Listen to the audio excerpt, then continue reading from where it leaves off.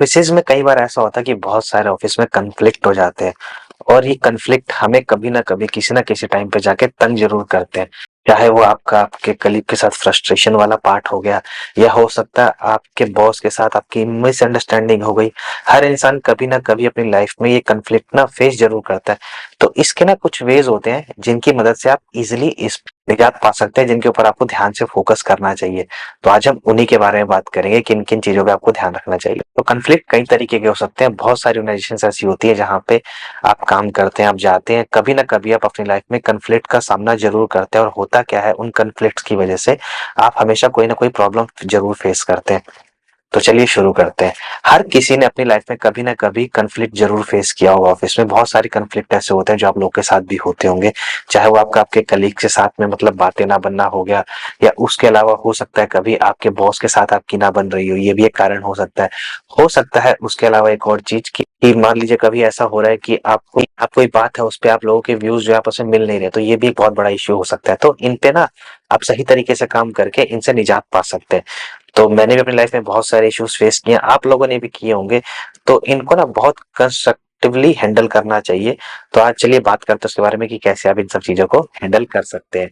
तो इसी चीज के ऊपर हम बात करेंगे। तो चलिए शुरू करते हैं। तो मेरे ऑटो फोकस में थोड़ी सी दिक्कत हो रही है, लेट्स सी देखते हैं इसको कैसे सही करते हैं। तो सबसे मेन चीज क्या है, जब भी आप बात करते हैं ना किसी से, तो ध्यान रखिए कि कन्फ्लिक्ट कभी भी हो सकता है। और जब भी आपका किसी एम्प्लॉय के साथ में अगर कन्फ्लिक्ट होता है ना, तो सबसे पहले आप फोकस कीजिए कि आपको करना क्या है।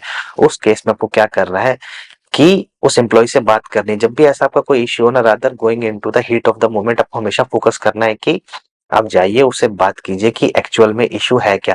क्योंकि जब आप एक्चुअल इशू के बारे में बात करेंगे ना, तभी चीजें रिजॉल्व होंगी। होता क्या है कि हम एक्चुअल इशू के बारे में कभी बात ही नहीं करते। और एक स्टेप बैक लीजिए, सोचिए क्या ये वर्थ था कि नहीं था, क्या मुझे इस बारे में बात करनी भी चाहिए थी कि नहीं करनी चाहिए। कई बार ऐसा होता है कि आपको लगता है कि ये नेगेटिव चीजों की वजह से हो रहा है, मतलब कि आप कुछ काम कर रहे हैं उसमें चीजें गड़बड़ हो रही है, उसकी वजह से आप लोगों के बीच में कन्फ्लिक्ट हो रहा है। लेकिन होता क्या है कि over the period of time जब आपस में बात होता क्या है कि जब आप over the period of time जब आपस में बात करते हैं, तो आपको रियलाइज होता है कि नहीं यार, ये तो छोटी सी बात थी, इसको बात करके हम रिजॉल्व कर सकते थे। कोशिश कीजिए थर्ड पॉइंट में, आप कोशिश कीजिए कि कॉमन ग्राउंड पे बात करने की कोशिश कीजिए।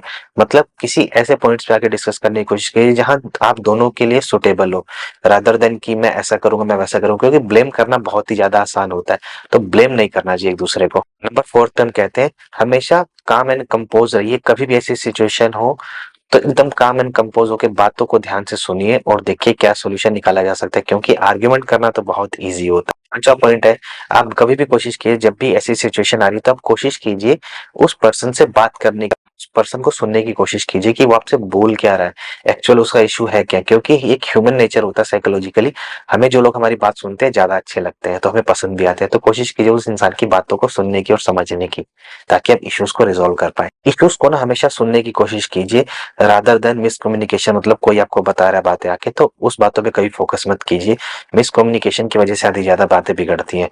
और सिक्स पॉइंट में बात करें, कभी आपने देखा होगा कि दो एम्प्लॉइज है या दो कलीग्स हैं आपके जो प्राइवेटली बात कर रहे हैं, उनके बीच में जाके घुस के मत बात कीजिए। उन्हें उन्हें सेपरेट स्पेस दीजिए, उनके बीच में जाके कभी बात मत कीजिए। कोशिश कीजिए कि आपको अपनी अगर बात रखनी है करनी है तो कॉमन प्लेटफॉर्म पे जाके बात कीजिए, किसी के प्राइवेट स्पेस में एंटर मत कीजिए। जब भी कोई प्रॉब्लम अकर करे, तो एक दूसरे को ब्लेम करने की बजाय ना उसके सॉल्यूशन पे काम कीजिए। हो सकता है लेट सपोज आपसे कोई चीज गड़बड़ होगी या उस एम्प्लॉय से होगी, तो कोशिश करेगा कि नहीं यार तेरी वजह से ये चीज हुई है। लेकिन ऐसा नहीं करना, आपको आपको फोकस करना है कि क्या क्या इसमें कन्फ्लिक्ट हुआ है, हम कैसे कैसे उनको सही कर सकते हैं। सॉल्यूशंस के ऊपर काम कीजिए, तो रिजल्ट अपने आप ही अच्छे आएंगे।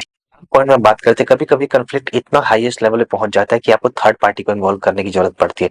तब आप कोशिश कीजिए ऐसे पॉइंट में एचआर को या अपने मैनेजर को इन्वॉल्व करने की कोशिश कीजिए। और कोशिश कीजिए एचआर को ना ही इन्वॉल्व करना पड़े, आपके मैनेजर से ही आपका काम हो जाए, क्योंकि वही सबसे बड़ा दोस्त है आपकी कंपनी में आपका।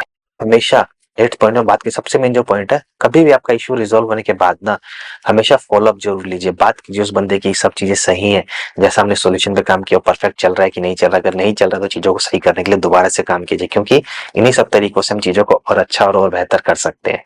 तो मैं यही कहना चाहूंगा, जो सबसे मेन चीज जो मैंने भी अपने एक्सपीरियंस से सीखी है, वर्क प्लेस में ना कंट्रोवर्सीज या कहे या कॉन्फ्लिक्ट्स कहे होते ही रहेंगे। तो आप लोगों को ना उनको स्मार्टली हैंडल करना चाहिए। और सबसे बेस्ट तरीका ये है कि काम एंड कंपोज रहिए।